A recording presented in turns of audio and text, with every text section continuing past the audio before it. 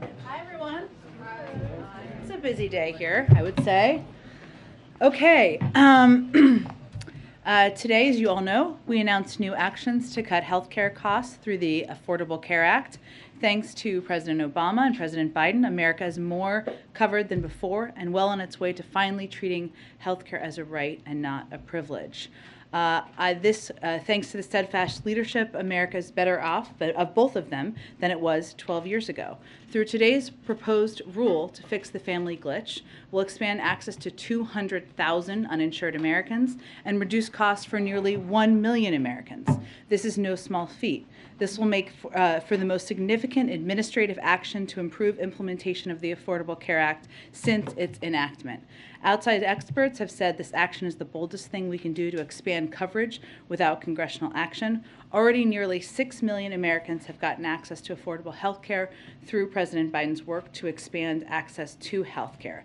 And with congressional action, we could build on the monumental progress we've made to date to expand coverage and cut costs for Americans by making the health care component in the American Rescue Plan permanent. And of course, the 12 states that have not expanded Medicaid could certainly choose to do that as well. With that, let me just note too, all of you know Angela. But for those of you who don't know Angela, she is one of our press assistants. She went to Georgetown. I did not get into Georgetown. So she's very smart, obviously. She's also the funniest person on the team. And she's amazing and incredible. And I just wanted to call her out today, too. You all know Vedant. I've already done this. I've done this around Vedant. Okay. So cheers for Angela for everything she does. Okay, Zeke, sorry to get you off track there. Go ahead. Jen, administration officials said that tomorrow the president's going to extend the student pause on student loan repayment for another 3 months through August. That would put it at least starting a couple months before the midterm elections. Is the president willing to sort of end that pause and have borrowers begin to make payments that close to a midterm election? Well, to not get too ahead to where you are at this point in time, it expires in May. Obviously, we'll have a formal announcement to make before that timeline. I don't have anything to preview at this point in time. Obviously, we look at and assess what the needs are for the people who are impacted by the payment of student loans as we make these assessments. I would note that no one has been required to pay a single dime of federal student loans since the president took office. And of course, the Department of Education will continue to communicate directly with borrowers about federal student loan repayment and servicers as we make this final decision. On a different topic, we've heard a lot from the administration about the lack of international COVID relief funding for vaccinations. Does the president believe that without this money, he can meet his pledges to the world in terms of global vaccine sharing? And does he have to recalibrate that Congress seems unwilling to provide the necessary funding to get there? Well, no, we can't meet our commitments and cannot continue to be the arsenal of vaccines to the global community. Without global funding, USAID won't have resources to get more shots in arms. We'll be forced to scale back our work providing oxygen and antiviral pills, and we will lack the funding to provide rapid testing to countries in need. It's not just about vaccine doses, of course. I know that's kind of the question you asked. It's also about providing the know-how and the individuals and at times the training to be able to get shots in arms, and those are programs that we fund through our global efforts as well, and we need that funding in order to continue these programs. And just lastly, for me, General Milley had some pretty sobering testimony on the Hill today regarding the state of the world and sort of a grim outlook, saying that the potential for significant international conflict is increasing, not decreasing. Is that an assessment the president shares? And is that sort of the assessment of the U.S. government that sort of the state of the world right now is darker than it was when the president took office? Well, certainly the General Milley speaks for the assessment of the U.S. military, and I think that's what he was testifying on, and he speaks on behalf of the administration. Go ahead. General Milley also said that he thinks the war in Ukraine will be measured in years, that this will be a long, protracted conflict. Can you clarify, do you mean that the ground war will be lasting years? And is the U.S. committed to aiding Ukraine for as long as this drags on? Well, we're certainly committed to continuing our historic support of Ukraine, whether that is military assistance, humanitarian assistance, economic assistance. Without further parsing General Milley's words, and certainly I would point you to the Department of Defense and to him directly, I think we also understand that the recovery from this war, the rebuilding in Ukraine, people who have lost their homes, communities that have been destroyed, is going to take some time, and the United States will certainly continue to be a part of that. And President Zelensky today effectively asked, what's the point of the UN Security Council if they can't find a way to hold Russia accountable given Russia's veto power? He suggested the council was powerless and outdated. Does he have a point, and does the White House think the Security Council needs to be reformed? Is that even possible? Well, I think he's certainly referring to, obviously he can speak for himself, but his frustration, which we share, that Russia is a permanent member of the UN Security Council. We don't see that changing. And so what our objective is at this point in time is on a couple of fronts. One is to continue to provide a range of security assistance to Ukraine, directly to Ukraine, to the military that is serving boldly and bravely on their behalf. I can provide you a little bit of an update on that, in addition to the deliveries of the $200 million package announced on March 12th, which are almost complete, deliveries of the $800 million package that the President announced on March 16th are actively occurring, and obviously the Department of Defense has also announced a range of equipment that is being provided. I'd also note that there are a range of mechanisms as it relates to accountability, and that relates to the President's strong statements about his view and belief that Russia and President Putin are guilty of war crimes and obviously the atrocities that have taken place. And they are not necessarily through the UN mechanisms. And there are obviously challenges to that given Russia is a permanent member. But there are ample examples in the past of other international bodies, and we will continue to support those efforts as well. And just one more. The sanctions that are coming tomorrow being announced by the U.S. and European partners are expected to in part target Russian government officials and their family members. Is this also expected to include Putin's daughters? I don't have more specifics to detail or preview for you at this point in time. It is expected, or you can expect, I should say, as many of you have reported, that they will target Russian government officials, their family members, Russian-owned financial institutions, also state-owned enterprises. It's a part of the continuation of our efforts to put consequences in place, hold Russian officials accountable. And again, those announcements will be made tomorrow. Go ahead. Thanks, Jen. Secretary of State Blinken earlier today said that the killings in Bucha are not a random act by a rogue unit, but that it is a deliberate campaign by Russia to commit these atrocities. But he did not offer any evidence the U.S. has to back up this claim. I'm wondering if the White House can share any evidence to that effect. Well, I think what the Secretary was referring to is the fact that we have predicted and laid out very clearly the intention of President Putin and the Russian military to commit atrocities. That's what they have done. We have seen with our own eyes what they have done.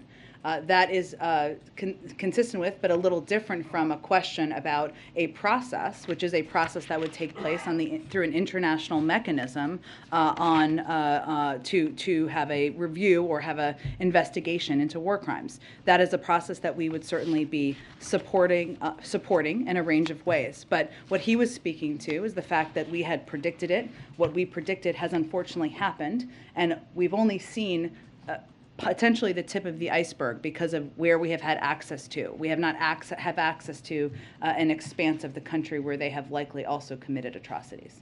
Thank you. And one quickly on sanctions. We've sort of increasingly seen evidence that Russia is turning to China to circumvent Western sanctions. We just had a report that Reuters did today about Russia turning to China for microchips. They have a payment card that they have now issued in conjunction with China's Union Pay, which is an alternative payment system, as you're aware. And I'm wondering if what is going to be announced tomorrow will, have anything to do with making China comply with Western sanctions. I mean, if you can speak to that. That continues to be not just our expectation, but what we've conveyed directly. But these sanctions are related to Russia. Go ahead. First, on sanctions, last night the Treasury Department shifted their general licenses a little bit in terms of payments from foreign reserves in U.S. institutions. Is it fair to say that the goal right now is to have a sovereign default with Russia in terms of how you want to impose costs? The goal is to force them to make a choice.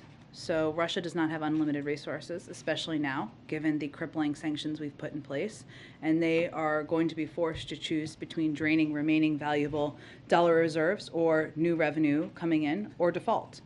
Part of our objective here, the biggest part of our objective here, is to deplete the resources that Putin has to continue his war against Ukraine, and obviously causing more uncertainty, and challenges to their financial system is a part of that, but it is forcing them to choose those options and to also deplete the resources, making it more difficult for him to continue to fight the war.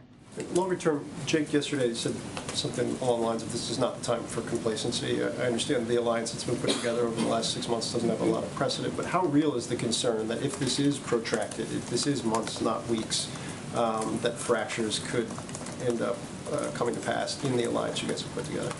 We have been very clear-eyed about that possibility from the beginning, which is why there has been so much effort on the diplomatic front to work at it, including obviously the president's trip to Europe. Secretary Blinken is on his way, or maybe he's there now in Europe. There are calls that happen every single day through nearly every national security official to continue to work towards that coordinated unity that has been so effective to date. It is also true, though, that unity does not mean identical. And as we're looking at the consequences people are putting in place, the actions they're taking, our expectation is not that it is identical. It is just our effort to do everything we can to make sure it's coordinated and as unified as it possibly can be. And then last one real quick. I think you addressed it yesterday, so I apologize. But when you talk about the bridge from the SPR perspective, is it a bridge to, you believe the domestic industry will be able to fill that gap within the next 6 months, or is it a bridge to domestic plus Canada plus the Middle East? How are you guys seeing what that is a bridge to in terms of production? A combination, I would say, Phil. As you know, the oil market is a global market, and we certainly understand and have seen that obviously the actions of President Putin has led to an increase in gas prices, not just here in the United States, but in other countries in the world. We also know that as other countries make decisions about energy sanctions, that could have an impact on the amount of supply in the marketplace. So we are taking steps that obviously a historic release from the Strategic Petroleum Reserve over the next 6 months to hopefully give a bridge to increased domestic production, to your point, which we know could take a little bit of time. But also during that time, we're also working with other countries around the world. You saw the announcement many of them made last week about their increased releases, but also to see what they can do to increase their supply into the marketplace as we're filling that gap. Go ahead, Weijia. Jen, today Secretary Blinken also said that the U.S. was continuing to gather evidence and will continue to support Ukraine, the UN Human Rights Council, as it relates to a possible war crime trial. I know yesterday Jake said the U.S. was looking at a variety of mechanisms, but since the U.S. is not party to the ICC, other than a supportive role, what can it do to facilitate a trial?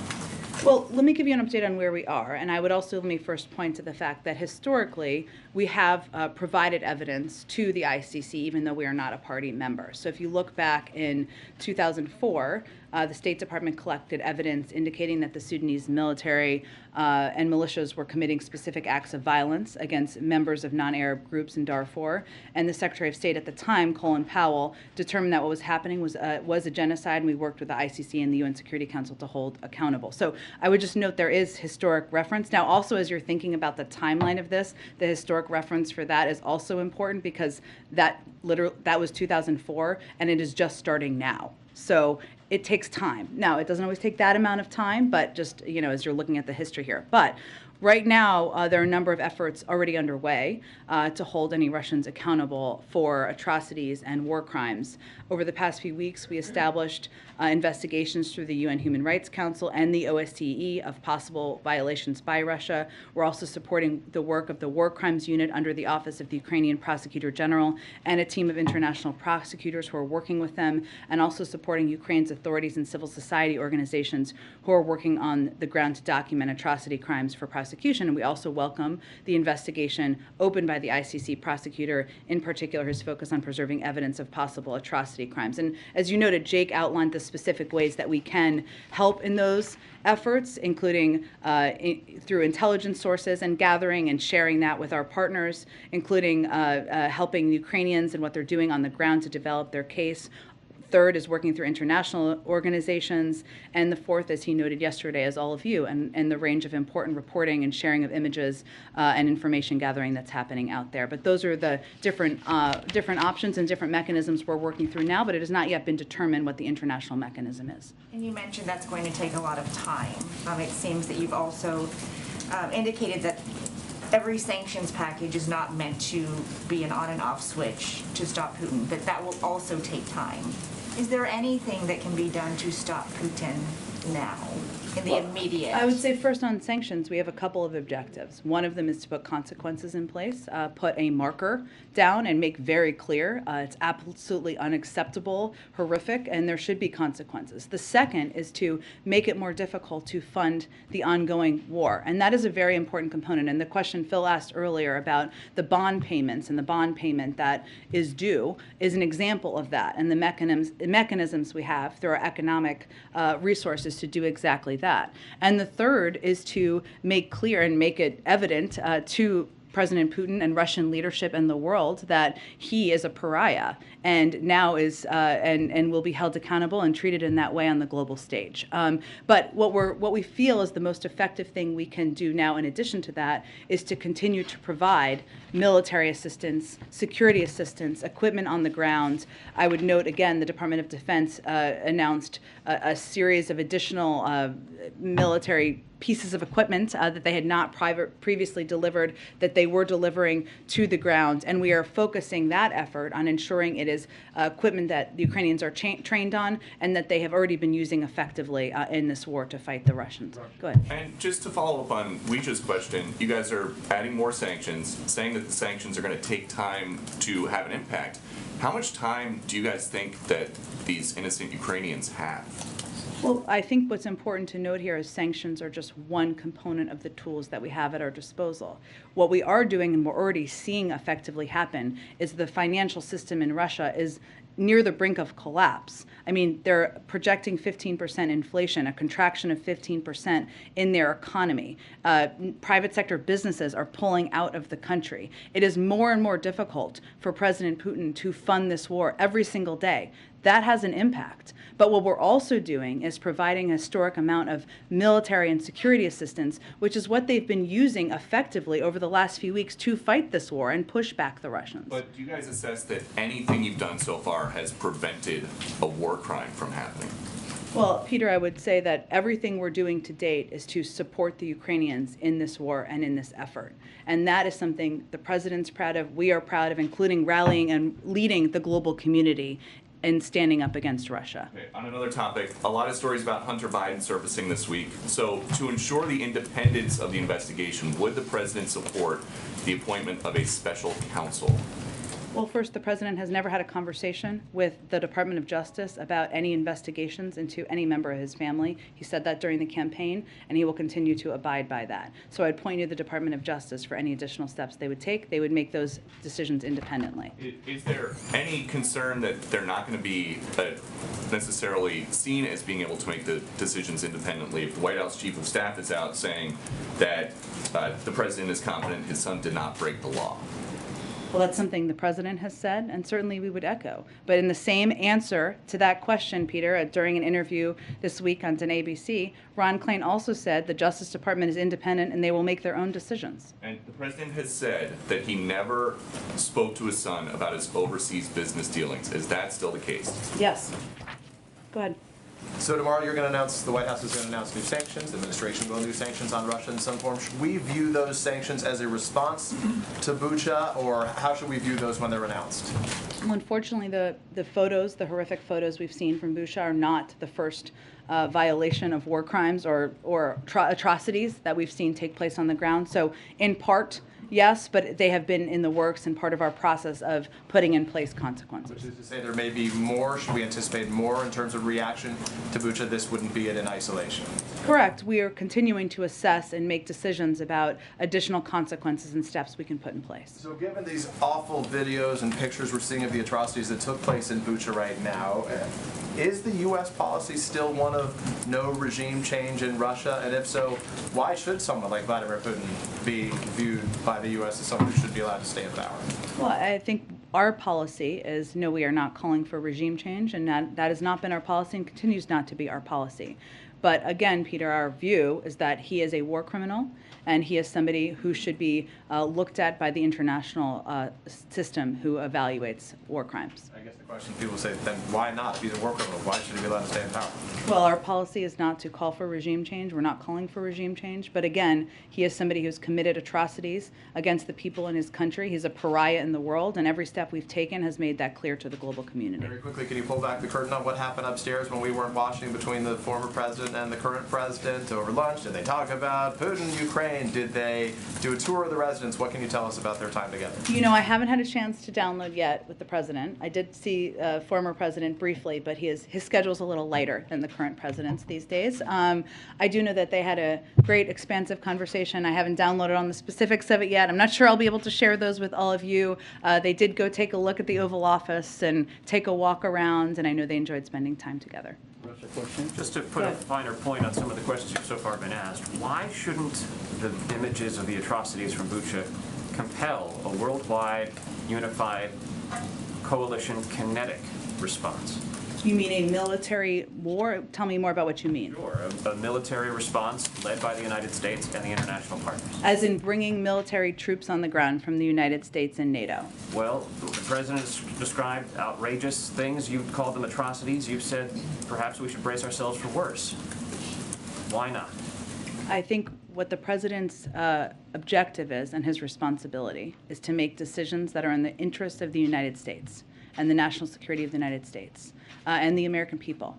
And that is not to go to war with Russia. It is to do everything in our power to hold them accountable, to support efforts through international systems to do exactly that, and to provide military assistance, security assistance, and support to the Ukrainian people and the Ukrainian government. That's exactly what we're doing. But it is not in our interests or in the interest of the American people for us to be in a war with Russia. Go ahead. To follow up on Phil's question on the Russian sovereign debt, does the White House have any sense of timing on when Russia might default?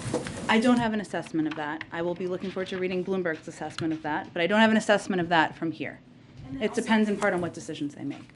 On what decisions Russia make? Okay. And then on the Federal Reserve search, is the White House still searching for a nominee to replace Sarah Bloom Raskin? And when are you expecting to make an announcement on that nomination? My understanding of the process is it's ongoing. I don't have an update on the timeline of when that would be concluded. Sure, go ahead. Question on sanctions, the Sure. new ones that you're going to announce this week. Is there anything you can tell us about them?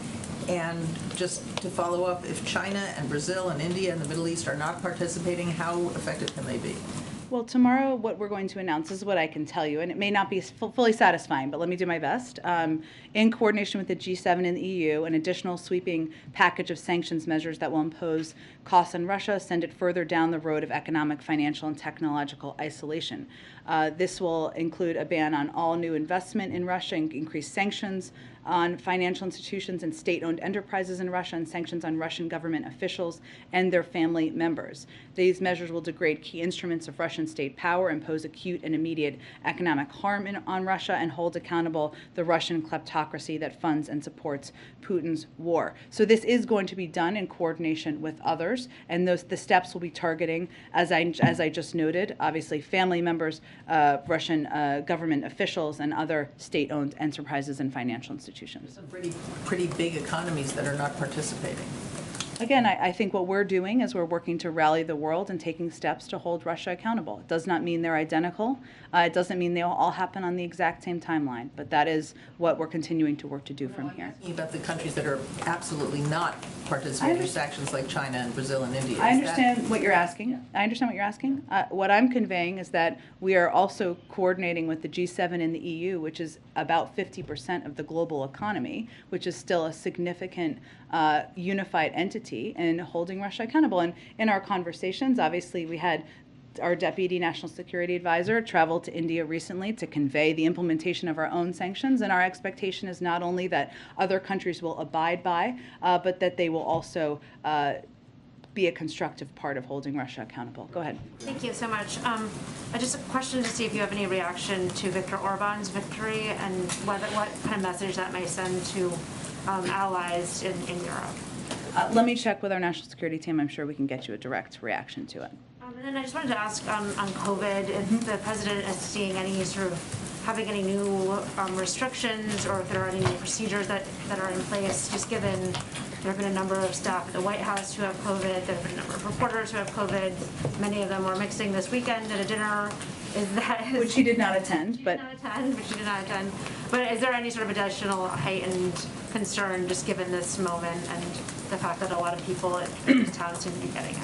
Well, we know that BA2, which is the dominant variant, is a very transmissible variant, and so we've obviously been watching that closely. And certainly we knew that, as it has been the case in the broader population, including among the media, but also among staff, that means that there will be people who get COVID, who are fully vaccinated and have been boosted, especially in the White House, and I think with most members of the media as well. So fortunately, what we're seeing is largely mild symptoms. But what we do, the policies we do here, which we have not changed, but they are more stringent than the CDC. So just to reiterate for all of you, our policy is that all executive office of the president employees surrounding the president are on a regular testing schedule to screen for COVID on campus. That is a step beyond CDC guidance. If you're going to see the president, you will be tested that day, even if you're not traveling with him, just if you're going to see him for a meeting. The president's doctor will continue to determine if additional testing is needed on any given week in light of various considerations. For example,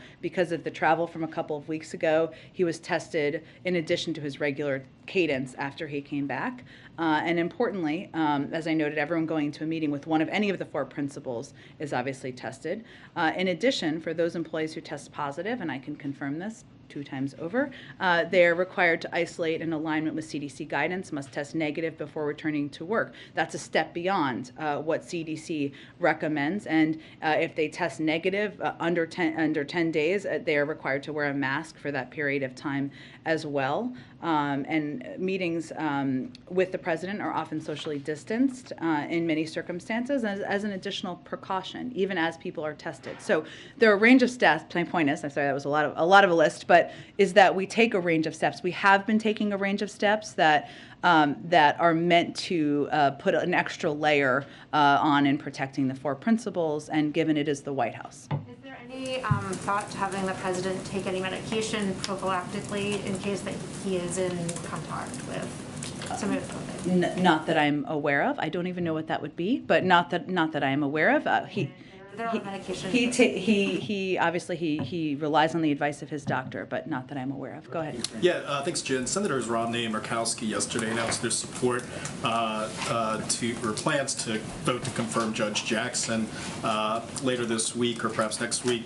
Hopefully this week, because they're going on recess. Yeah. Good point. Or don't tell senators you said that. No, that was a mix-up right there. But what is your reaction to what you heard from Senators Romney and Murkowski there? And it looks likely that she will get 3 Republican votes in support. Is the White House believe that that's a strong showing of bipartisan support for her? Or, the fact that 47 Republicans appear likely to vote against her, are you displeased with the lack of support of Republicans? Well, I would note first that even for a number of senators who decided not to support her, and there's quite a good little video the Daily Show may or may not have done on this, all of them talked about her impeccable credentials, her qualifications, what an incredibly inspiring story she has, and how qualified she is for the job. I would say we've believed from the beginning that her record, her impeccable credentials warranted bipartisan support. And that is exactly what she is going to get in her confirmation, thanks to those individuals and one more that had previously announced their support. So we're certainly encouraged by that. We're looking forward to seeing her confirmed and, of course, celebrating her confirmation to the Supreme Court. Go ahead. Thanks, Jen. The CDC director announced that she's going to be doing a review of the agency and a revamp after they see what has worked and what hasn't worked. Is there something specific that the CDC has been doing wrong or some area where it's been falling short that's prompted this need to have such an intense review right now? Sure. Well, let me first say this is a CDC-driven decision, and they'd have more specifics. But what I would say is that if you look back to the last year plus, never in its 75-year history has the CDC had to make decisions so quickly based on limited real-time and evolving science. And yesterday what the CDC director did is rightfully announced plans to initiate a review of the agency with the objective of strengthening, transforming, and modernizing CDC systems and processes around developing and deploying its science. I mean, look at what they've done over the last year. Does it mean everything has been perfect? They would say no. You have to look at how it's done, assess that, and take a look at how you're going to improve things, anything you need to moving forward. It's not uncommon for a CDC director to take a careful look at the agency and assess if it's positioned to meet current public health needs and recommend improvements to systems, processes, and structures. And while this is something that is being done independent of the White House, we certainly support all government working to improve systems and make things better. Independent, and you said it was a CDC-driven decision, so this call for the review did not come from the White House? No, it was CDC-driven and one, and certainly one we support, but the process will be led by the CDC. Go ahead. Jen, Senate Republicans are calling for an amendment on Title 42 to be attached to the COVID relief funding bill. I just wanted to get the White House reaction to that, but then also what kind of effects are you guys worried about if this funding measure gets delayed or doesn't pass? Well, I think my colleague, I don't know, he seems senior to me, Jeff Zients said this. What he said in response to this question is that decisions on Title 42 should remain independent of the urgently needed funding for COVID aid. I mean, this is a decision made by the CDC. It's a public health decision. It's not one that should be wrapped up, of course, in politics. And the decisions made by the CDC is where it should belong as it relates to Title 42. I would note on your earlier question, the impact of not getting this aid would be significant. Right now, these additional resources are urgently needed for our domestic response, including, just to give you a sense of some examples of how it would be used, booster shots for the general population, monoclonal antibodies and Evusheld for the immunocompromised, maintaining our testing capacity. These are all components that are vital to our continued fight against the pandemic. And these are efforts that shouldn't be political.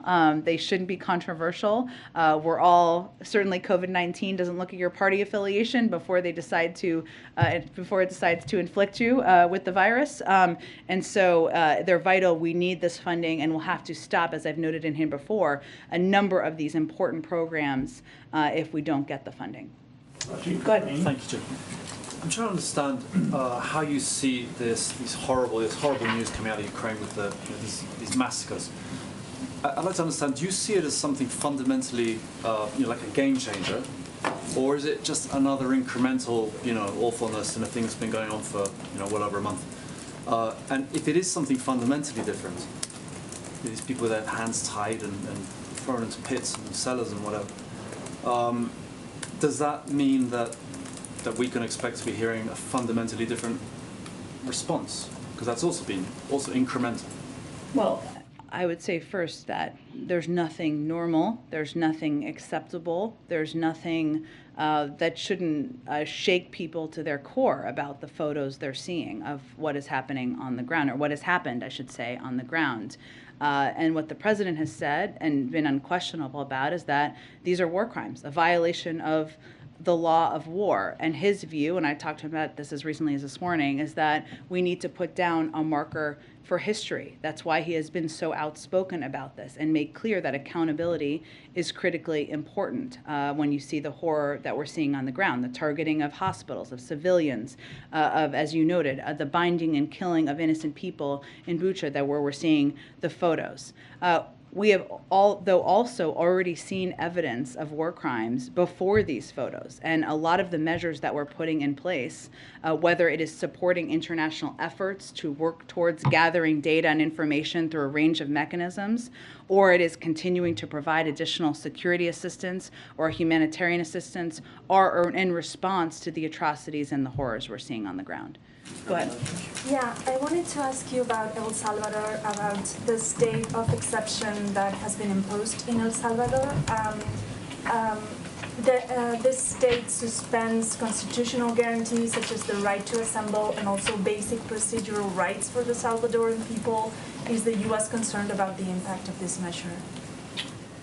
So I would say, can you ask your question one more time? I wanted to make sure I had the right information. Of course. Yeah, yes, go ahead. Yeah, it's about the state of exception that was imposed in El Salvador, which suspends constitutional guarantees such as the right to assemble and also basic procedural rights for the Salvadoran people. Wanted to see if the U.S. is concerned about this. Let me check with our national security team and get more details for you, and we will get you a more comprehensive comment after the briefing. Go ahead. Thanks, Jen. I have a few for you. Start with the Supreme Court vote that took place yesterday. Is the president disappointed in particular that Senator Lindsey Graham, who had voted for Judge Jackson before, opted to vote against her yesterday?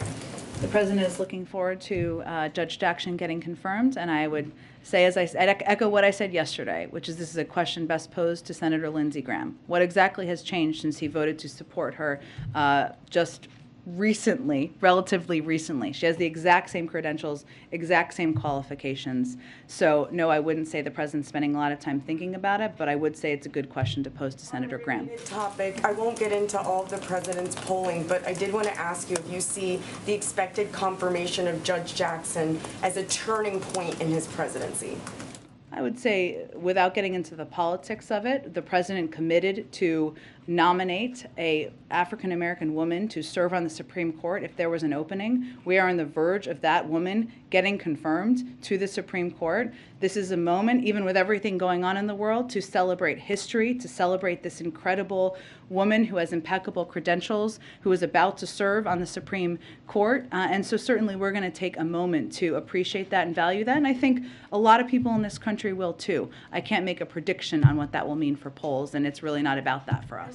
Jen, President Obama, former President Obama, did seem to get into the politics of it today when he was talking about his own re-election battle and seemed to be delivering somewhat of a pep talk for Democrats facing potentially tough re-election battles in the midterms this year. Is that a message that the White House wanted him to come here and deliver today? Well, having worked for the former president for some time and the newer president for some time as well, here's what I heard him talking about. The fact that in Washington, when you're pushing for getting the right thing done, and he was talking about the Affordable Care Act, it means sometimes overcoming skepticism, Republican obstruction, even division within your own party, political challenges, countless headlines saying your agenda is dead, and still fighting to get it done. Sounds pretty similar to what we're working on today. That's not about the midterms. That's about why you're in government and making government work for people, and why it's important to continue to do, even when everybody says it's not possible. And that was the message I think he was delivering today. Go ahead. Thank you, Jen. I have two questions on Ukraine. Prime Minister Justin Trudeau said last week that he does not want President Putin to attend the G20 meetings, and he has reached out to Indonesian President Joko Widodo, who is the host of this year's meetings. So does President Biden have plans to also do the same, to reach out personally to the Indonesian president? And can you just share anything on the diplomatic front in terms of trying to get Russia out of the G20 meetings or get Ukraine in as an observer? Sure. I don't have any update on that. I'm happy to see if we have any update from our front. And then just a follow-up on a different note on Ukraine. China today urged the UN Security Council to verify and not to resort to unfounded conclusions on Bucha. And meanwhile, Chinese media is also repeating Russia's narrative that what's happened in Bucha is fake news. Can we get a White House reaction on that? I would just say if you're repeating the propaganda of the Russian government and President Putin, you're on the wrong side of history. Thank you, Jen. Last week, a senior Treasury official briefed that the sanctions on Russia were originally intended to deter, but now the point of the sanctions is intended to debilitate and impair the war effort. Can you elaborate any change in messaging around the sanctions and their intended purpose and how that's changed? Sure. Well, look, I think the way we always saw it from the beginning is that the threat of sanctions your hope is that there is a deterrence effect. That has been played out in history, that there has been a deterrence effect at times. That is not a sure thing or 100%. But if it reduces or if it makes a leader potentially think about what horrific actions they're going to take, then they're worth that threat of sanctions. Never has it been the case that the putting sanctions in place is effective deterrent. The threat of them has been an effective deterrent. Obviously, the war has commenced, right? And sanctions have always had the purpose of putting in place consequences. So right now, those consequences also include making it very difficult for President Putin to fund the war, which, as you know, includes steps like the step taken by the Department of Treasury yesterday, where they're going to be forced, because they don't have unlimited resources, to make choices about how they're going to spend the resources they have. How would you describe these latest rounds of sanctions? Because the administration was very clear in the beginning that if the invasion happened, that it would bring forth everything but the kitchen sink. So the sanctions that we're seeing rolled out now, how would you describe them? Are they simply incremental at this point? Well, they've all been building on each other. The Russian economy is on the brink of collapse. The inflation is skyrocketing at 15%. The detraction or the constriction of the economy there is also projecting to decrease by 15%.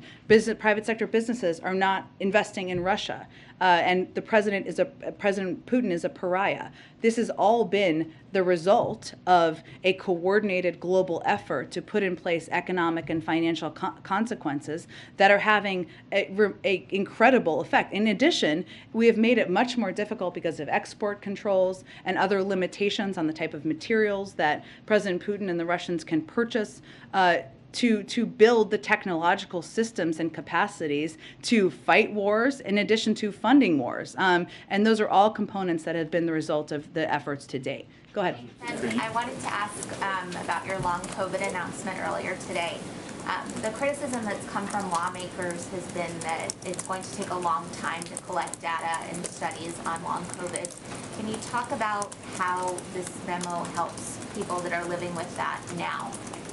I think this is an effort to acknowledge that this is something that many people in this country are suffering from and dealing with. And unfortunately, science moves at the pace of science. And it is acknowledgement of that and a commitment by the U.S. government to take steps to look at it more closely and see what more we can do to help address it and help people who have been suffering. Go ahead. I also wanted to ask about refugees. I had asked yesterday about the 100,000 number. You were talking about how the administration's response has been geared toward refugees staying in nearby countries.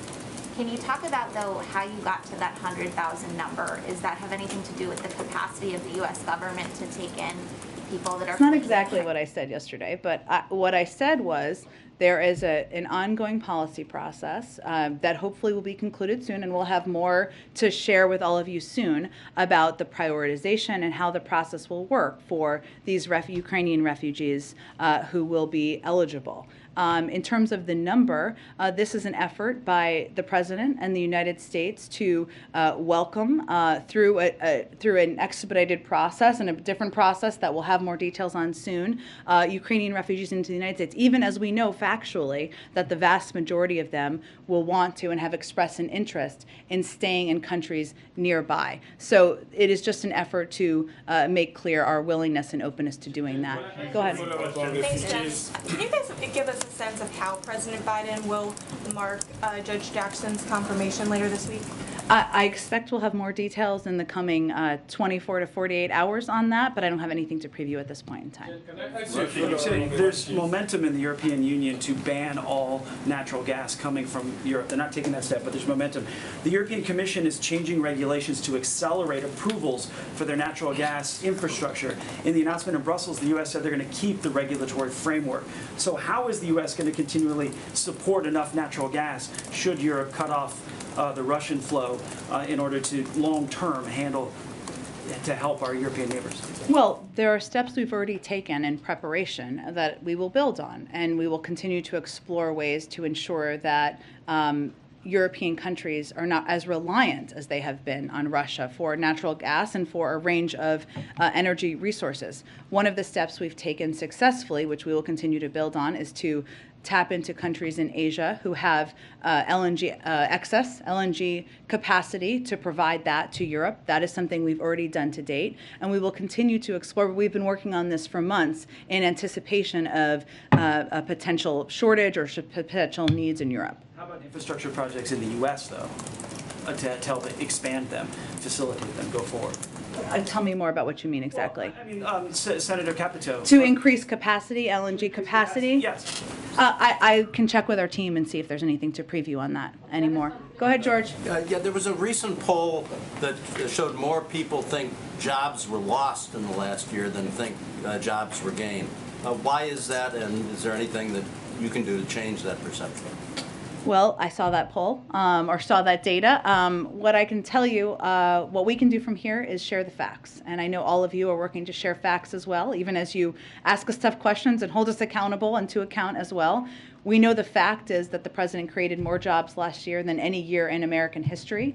That is a very simple fact that I probably cannot say enough from here, and our allies and partners cannot say enough out there in the country, and we will just have to continue to work at it. Why is the belief out there, though? I can't make a clear assessment of that, George. You know, I know that obviously people across the country, we know, and we see this in data and polling, are still feeling the impact of COVID. Their lives are not entirely back to normal. They're seeing some restrictions to their daily living, which is frustrating. Obviously, the impact of the cost of items, whether it's the price of gas, that has a range of factors that have led to it, specifically the invasion of Ukraine most recently. Those impact how people feel. We see that in consumer confidence. So I can't assess what is in the brain of every American, but I can tell you what the facts are and tell you that we also recognize that there are areas, including bringing down costs, we'll continue to work at it. Ebony, go ahead. Thank you. Two quick questions. One, the president's talking about Congress passing more money for COVID relief, but what's the president's reaction to more cities taking COVID relief money and putting it towards policing in excessive amounts, specifically even like in DeKalb County where $500,000 was spent on aerial drones? I mean, is the president thinking that's a bit of an abuse of funds? Is he okay with that kind of spending? I haven't seen that report. I'd have to look into that specifically more. I mean, there's state and local funding that has gone out through the American Rescue Plan where there is flexibility in there, including to support state and local governments. I don't know if that is what it is being used for, but I'm happy to check into the more specific reports. Yep. My last question. I wanted to ask this a couple of weeks ago, but I wanted to go back to Haiti very quickly to get the president's response. Patrol agents that were seeing whipping Haitian migrants were not charged and held accountable for actions. Even the president early on talked about how it was outrageous. What's his reaction to that response and to those who saw this horrific video go viral and then at the end of the day, nothing happens, there's no accountability? Well, there was an investigation by the Department of Homeland Security, so I'd have you point you to them for any further comment on it. Go ahead. Thank you. 2 weeks ago, the president warned the American people and owners and operators of critical infrastructure that Russian cyber attacks were, quote, coming. And he urged those owners and operators to harden their cyber defenses. Is there any update or intelligence update that you can give to the American people and critical infrastructure operators about this pretty urgent warning that came recently? Well, I don't have any additional intelligence to update you on from here, but the reason we did that at the time is because there are steps we can take from the federal government, but there is also steps that private sector companies can and need to take in order to protect themselves. Those don't typically happen overnight, so we wanted to ensure they understood that these threats are real, that it was urgent that they take these steps, but I don't have anything in addition to predict about next steps or intelligence. Any work that the officials have done with these owners and operators that you could talk about? There is ongoing work that our cyber team has been doing from the beginning of the administration, working closely with the private sector. That's been a huge priority for the president, the recognition that it needs to be a partnership. And one of the reasons we go out publicly as we do is because even as and that was actually on the heels of when Ann Neuberger came here, it was on the heels of a briefing she had done with larger institutions to talk about this. We also recognize, though, that cyber attacks can impact smaller institutions, medium-sized institutions, and institutions that need to know that there are easy steps they can take to two-factor authentication, passwords, not clicking on mysterious links that can also help protect themselves. So that's why we went out publicly to spread the message broadly. Thank you so much, everyone.